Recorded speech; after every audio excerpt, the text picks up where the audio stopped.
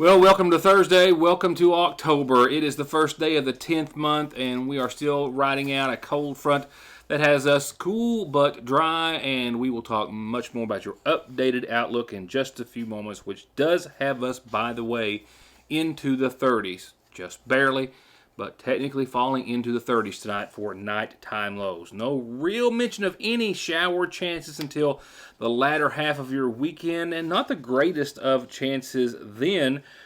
And, as a little footnote, and I'll elaborate more in a few moments, I do see the 70s making a return. More on that in a few moments.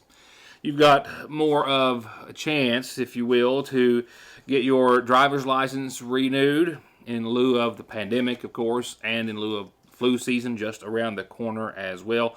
The state announced today that the mail-in option to extend your driver's license that has an expiration date as late as next February the 28th of 21, well, they can be processed by up to March of next year. The cutoff had been yesterday on the last of September. So you can mail in to your circuit clerk's office. That's where you can find out more by calling your circuit clerk's office and apply for a renewal or a replacement directly through your respective circuit clerk. And that is now an option until early next year. The Johnson County Board of Education, I have a camera there, a report to follow on tomorrow, is taking another shot at the nickel tax. The Johnson County Board of Education having a public hearing at 5 o'clock this evening, opening the floor to public comment on their proposed adoption of the tax rate and recallable nickel equivalency tax. They will then adjourn that public hearing after hearing any, and I suspect after the last attempt by the Board of Education to pass the nickel tax, there will be some members in the audience to speak for or against.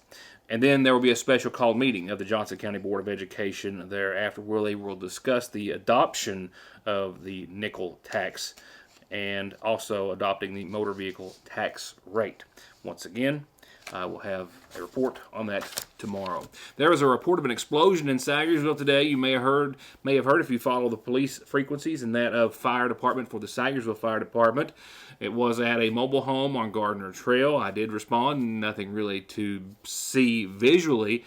In a nutshell, a person cleaning out a vacant mobile home and told the fire officials that upon throwing moving one of many bags of garbage, he heard it start to sizzle, a burning type sizzle through it, and then it exploded. There was indeed a mark left on the ground, an indentation, and you could see where fine dirt had been spread in a radius of about 10 feet, but there were no other signs of an explosion, but it was heard by many people in the area as well as seen by the one who called in the complaint, but no other details. It was still under investigation by the Sayersville Police and Fire Departments when I left the scene. No injuries to report.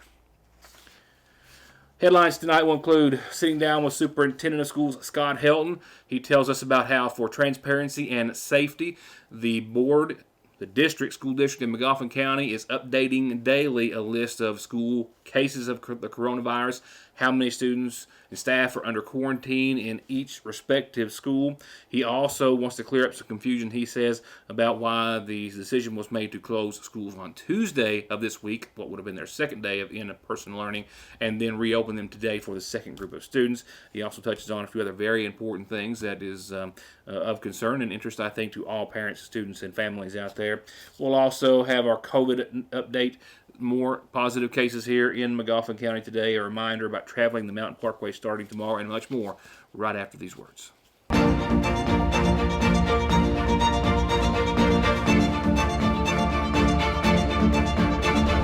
Dr. Jason Zimmerman at Highlands ARH, the healthcare system of Appalachia. It's one of the most popular and most famous things we've ever done at your Sayersville Lee's. Well, except for our chicken and our biscuits and our wedges and our ice and our hot dogs, and you know what I mean. The $5 coupon is back in this week's edition of the Sayersville Independent. That's $5 off family specials. That's 16 or 20 pieces of chicken, any way you like it, with mashed potatoes and gravy, coleslaw, and biscuits, enough to feed the fam and more. $5 off. Clip the coupon. They'll even give it to you for free in a free newspaper at your Sayersville Lee's Famous Recipe. $5 off is back. It's hard to describe the t-shirt lines and looks in right now at the seasonal shop, but I'm going to try. 2 of them are made right here in KY, Ridge and Holler, because, in Kentucky, you're always in one or the other, and both are always beautiful. Just check these designs out. The other is Yonder, and it's made in Pikeville, and it's just as cool and creative and all Kentucky. Definitely something there to appeal to everyone. And the ever-popular Turn Row brand, also at the seasonal shop for all fans of anything farming. And you can come into the shop and experience the magic of perfectly chilled drinks. For regular and slim cans, regular or even wine bottles, cups, and more. It's the Cadillac of koozies by Brewmate. All colors and styles in stock right now at Fraser's Prater Drugs seasonal shop.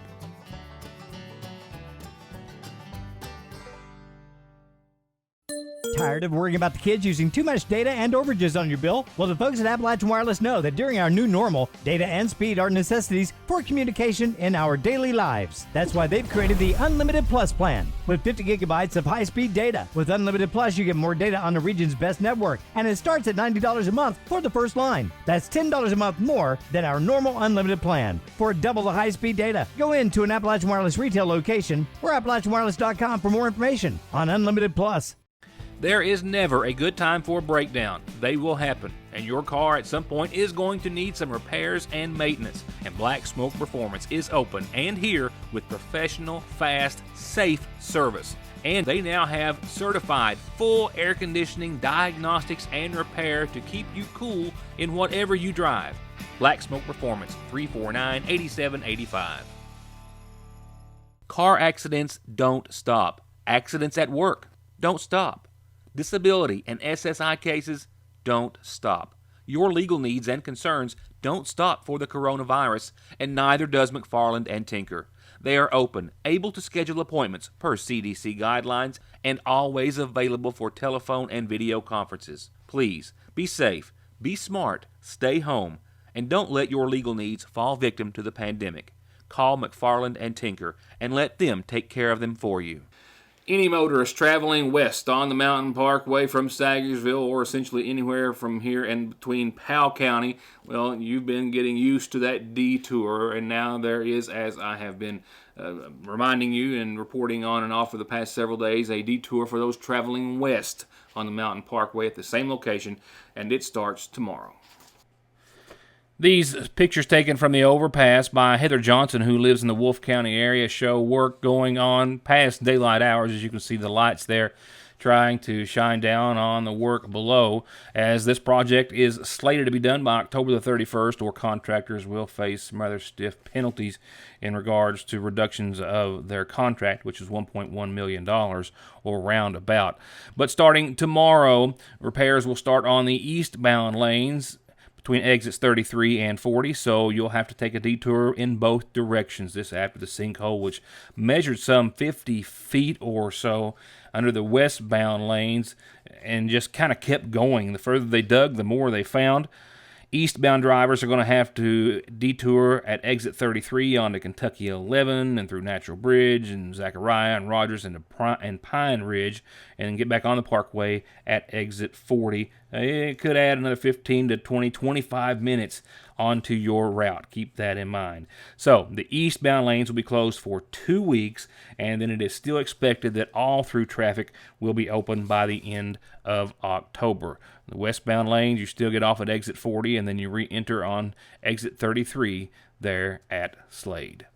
Several new cases to report of the coronavirus in McGoffin County today, and your state update as well. And also in that, we will talk about guidance which has been issued by the state in regards to Halloween and trick-or-treat. And that is something I think of a lot of interest to a lot of folks out there, and certainly the kids, and hey, adults too, and anyone looking for any sense of something normal. And I'll have that for you in just a few moments. Right now, let's sit down with our superintendent of schools, Scott Helton. He asked to have a few moments of your time today to clear up some confusion confusion on the closing of school Tuesday and then reopening today.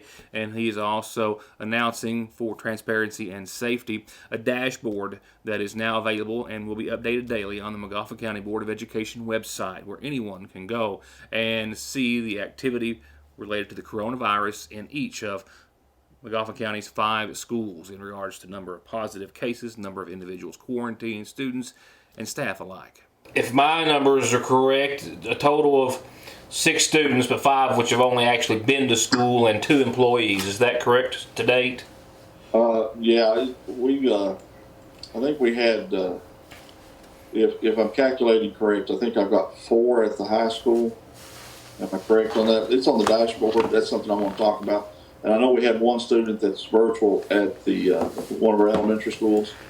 I think he ended up some way he contracted it through his mother, but he hadn't been to school. Some of these students that we're talking about at the high school, some of them hadn't been to school, but they were part of a cheerleading squad, and we've had to quarantine the entire cheerleading squad. I know there's some confusion out there as to why we closed on Tuesday and going to open up today on a Thursday with a different group. We were aware of 1 case on Tuesday day that involved one of our students. Didn't involve one of our students, but that afternoon, about 4:30, I got notified of one of our cheerleaders testing positive, and then about 9 o'clock that night, on Monday night, I got a notification of another cheerleader testing positive. So to be able to have the health department to conduct their contact tracing and for us to do everything we need to do, it's all about timing. And to be able to give them the information on the seating charts and who these children were around and all those things, I thought it was in the best interest to go ahead and just go virtual with that group for the next day on Tuesday. And then that would give us Tuesday and Wednesday to sanitize the building. And we started with, I guess if you want to call them Group B, on Thursday, Friday, today. But with the contact tracing, I want to clarify some things up. The health department does all the contacts on that. The thing that I would ask people, if you have a student and you know that they're tested positive, you need to contact the school, and then we can help relate that information back to the health department as well. But you also need to contact those. They'll be contacted from the doctor's office, but we just need to be made aware in case that they've been to school or they intend to come to school, so that we can make preparations and plans for the other students. But when it comes to that, the contact tracing, we work closely with the health department, and then they'll advise us. And when it's time to close down, you'll see some districts close down based upon a number of people that's been in contact. One of the things that they go by on the contact tracing is first-hand contact. If you're less than 6 feet away and longer than 15 minutes, then they're going to advertise that you be quarantined. That's their advice for us. They want to quarantine. But if they're less than 15 minutes of contact and they're greater than 6 feet away, then the likelihood is reduced dramatically. So our goal at the schools is to kind of keep these students, especially during the day, 6 feet apart. We have a seating chart for each classroom, and on the busing we try to have a seating chart. But we've done our best that we can. This is all new to everybody. We're trying to keep everybody safe. And leading into what I want to talk to you about too today, we're starting out today to help the parents and the community to understand what cases we have within the school system. Now, this is not the community. This is just the school system. We've got a dashboard that we put out on our school webpage, our Magoffin County district webpage. And you can go to that district webpage, just type in Magoffin County Schools, and you'll find the district webpage, and then you go COVID-19. And what it has a description of what I just told you about the contact tracing. And then there's a dashboard that lists each school and the number of cases that each school had for that day, and the number of employees or new students that are still on quarantine. And we've got each school broken down. And that information will change each day. And if you want to look at it, you need to wait till up in the afternoon, because we're required to report this to KDE prior to 4 o'clock. So we don't put that on until about the end of the day. So my advice to you, if you're going to look at that information, look at after school closes around 4:30, 5 o'clock, and you get an idea of what we have at that time.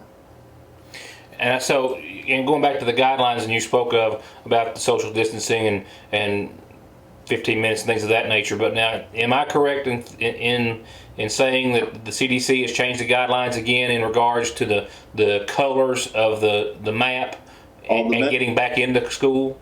Yeah, the metrics. What I told you last week was accurate at that time, but KDE has. This is not necessarily CDC, but this is coming from KDE and the doctors. I guess it is with CDC with Kentucky. They sent out a new guideline, a new map Tuesday afternoon. The previous guidelines were that if you go in, a community goes into red, then you had to postpone all face-to-face instruction or any athletic activities until the community went back to yellow. Well, now that's changed, and I'll be sending you this in an email to let you look at the map. But you can still go to the map that we gave them the information on the other day. But the only thing that changed was that the community, once it goes red, to be able to go back to face-to-face instruction or continue with athletics, you no longer have to go back to orange. You can go back one level back to yellow. You go back one level to orange. As long as the community is in decline, then we can reopen. So what we would watch for is if on a Thursday night, the way this works, we're told to check on Thursday night for the following Monday. If we are red on Thursday night, we can still go to school on Friday, but then we know we're going to be out until we go back to orange. And we don't check that until Thursday night the following week. So more than likely, if you go out, you're going to be out for a week at least if we have to close down face-to-face or athletics. Now, one of the things that's confusing with high school football is we don't check that until on Monday mornings. So we check it on Mondays for the color on the athletics for the games and things of that nature. So that's a little different. For school, it's on Thursday night. For athletics, it would be on Monday. Not one, but I think at least a couple of birthdays start tonight's community calendar.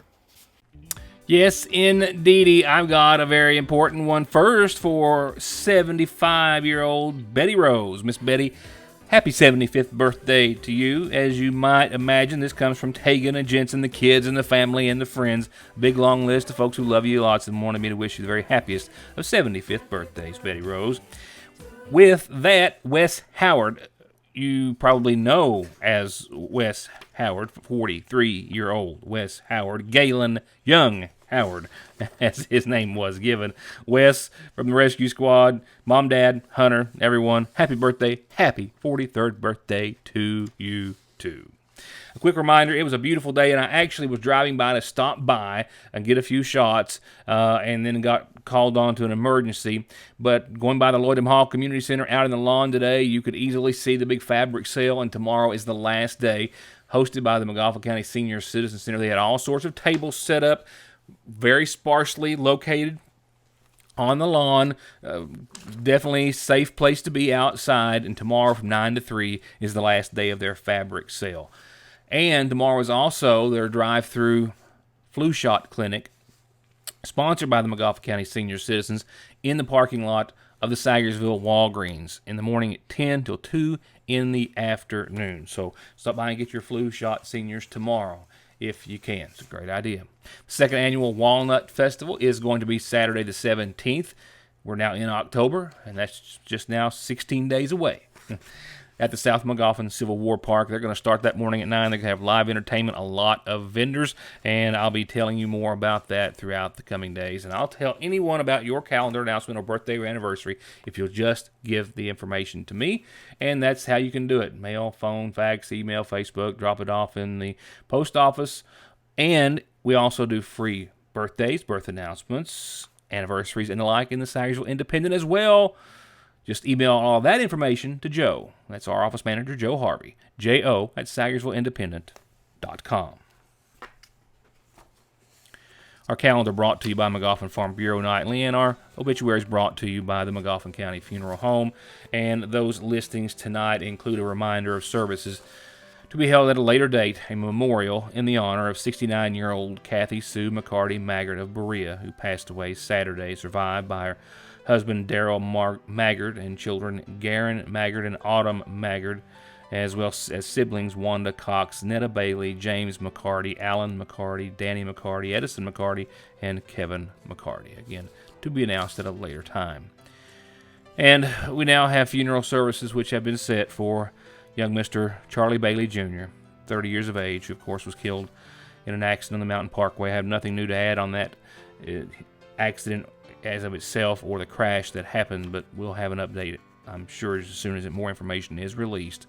But the McGoffin County Funeral Home has announced services in his honor. The husband of Leanne Saylor Bailey, he is survived as well by his parents, Charlie and Starlet Gibson Bailey, son Mason Williams, and daughters Keona Bailey, Madison Williams, and Carolina Williams, as well as two brothers, Kenneth Jr. Bailey, Brian Neal Bailey, both of Sagersville, and sisters Lisa Bailey Watkins and Tanya Bailey Patrick. Funeral services are going to start this Saturday at 1 from the McGoffin County Funeral Home. Friends can visit the funeral home on October the 2nd. That will be this Friday evening from 6 until 9.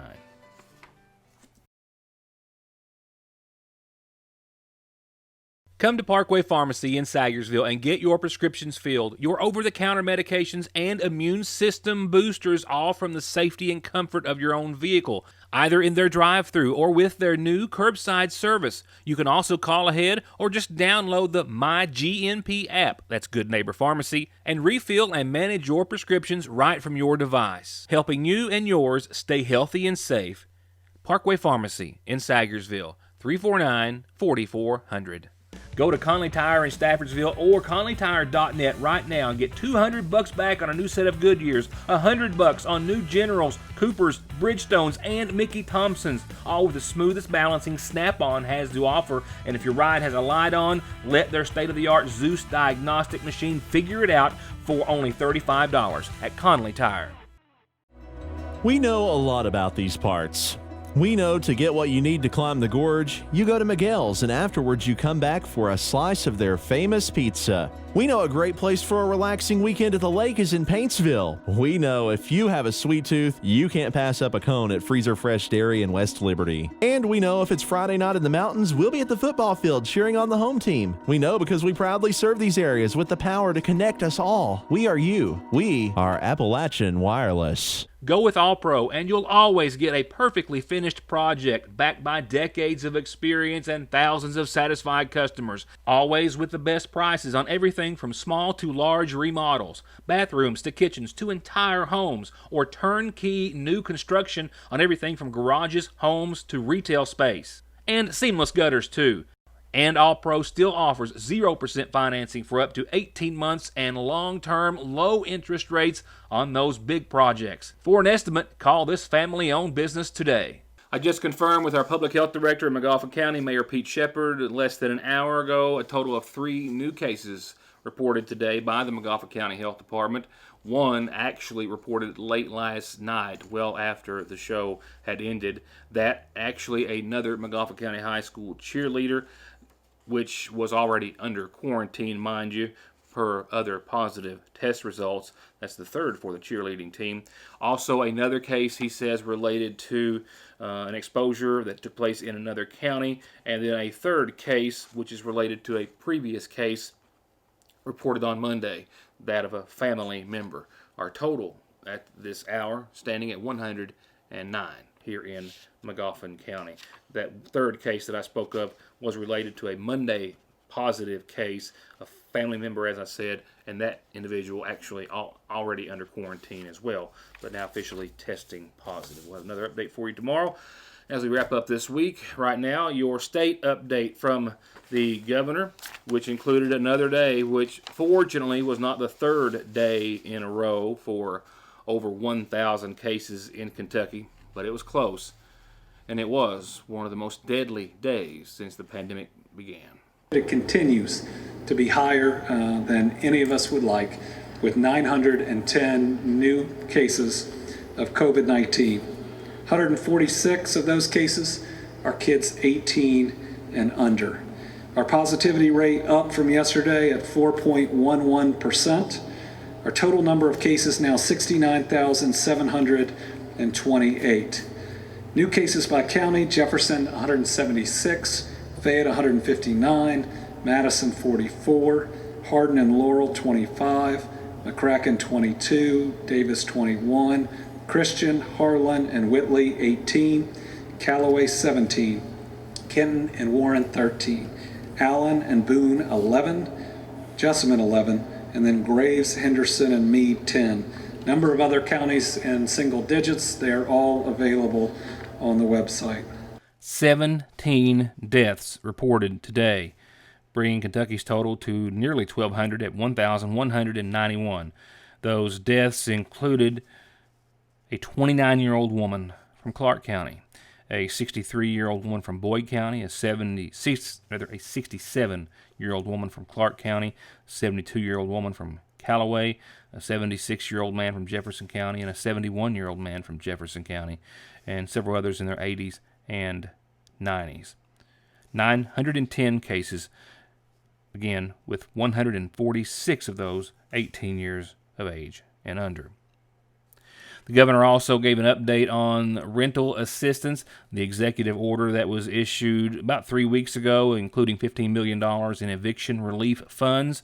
$8 million of that money has been committed as to date, with $7.3 million to households making less than 50% of the poverty line at this time. And there was discussion, as was promised, on Halloween. Information offered by the governor and Dr. Stack. The CDC recommending, of course, that trick-or-treating and things of that nature, as well as, of course, get-togethers, parties, and other normal Halloween events should not take place, with Kentucky recognizing that trick-or-treating in many cities will take place and offering the best advice they can. That advice including, if you are going to give out candy, to please place individually wrapped candy outside, maybe on your porch, your table, or your driveway where kids can come and pick up, and limit the spread, of course, and contact and social distancing. Maintain that 6 feet away from anyone who's not within your household, and that Halloween masks are not counted as a face covering. You have to have an actual mask underneath your Halloween mask for it to count. And simple guidance like washing your hands before and after touching any wrapped candy that the kids received, and to trick-or-treat in family groups that you're already around, and not to hang around and congregate with other groups for any extended period of time, and to trick-or-treat in your own neighborhood. Stay close to home. Somebody's going to be giving out candy. If you're in Dixie, well, I'm sure I'll be one of those. We'll find some safe way to do it. But staying safe and avoiding those high-risk activities like adult parties, costume parties, and things of that nature. The state asking that this Halloween be made all about the kids. And lastly, going back to what Superintendent of Schools Scott Helton referred to earlier in regards to the dashboard that the school district and other districts are using across the state, some good news from Dr. Stack saying that now that schools are being required to report to the state, just in the past 3 days, 1,454 have reported data to the state, which can be viewed online per county and then per school. That was the vast majority of schools participating, and they're hopeful that all schools will as well. Just one more quick update. The most recent map, they updated just today. McGoffin County's positivity rating has fallen just a bit. It was right around 18.1 yesterday at this time, down to 17.6, which I'm actually surprised given the high number of cases we've had this week, but at 17.6. That does have McGoffin County in the orange, firmly in the orange. Anything over 10 is in the orange category, and then 25 puts us into the red. Knott County still well into the red there at 37.6.